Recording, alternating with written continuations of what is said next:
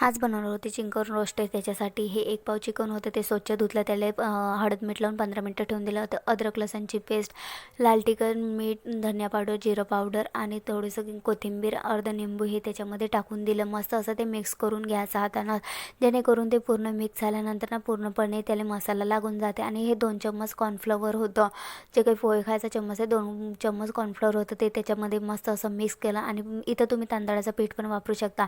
ते झाल्यानंतर मी इथं 15 मिनटं हे ठेवून दिलं. 15 मिनटं झाल्यानंतर हे कढईमध्ये मी अगोदरच गरम करायला तेल ठेवलं होतं. एक एक करून सर्व हे असे रोस्टेड जे काही 65 आहे हे त्याच्यामध्ये टाकत होते. आणि हो, मी याच्यामध्ये थोडासा फूड कलर टाकला होता, जे की आपण कुरड्याला वापरतो, तो रेड कलर. त्याला मस्त असा त्याला कलर येते, मग तोच मी त्याच्यामध्ये थोडासा कसा टाकलेला होता.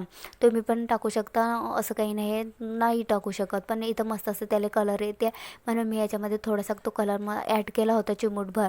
त्याच्यानंतर मस्त तुम्ही पाहू शकता एकदम मस्त असे रोस्टेड तयार आहे. आणि तुम्ही दिसायला पण एकदम मस्त असे भारी दिसत आहे. आणि शिजले पण आतो. आता चिकन शिजायला काही फार वेळ काही लागत नाही. मस्त असे चिकन झाले होते आणि तुम्ही पाहू शकता एकदम भारी लागत होते. मग काय दिसते ना मस्त. तुम्ही पण हे नक्की ट्राय करा.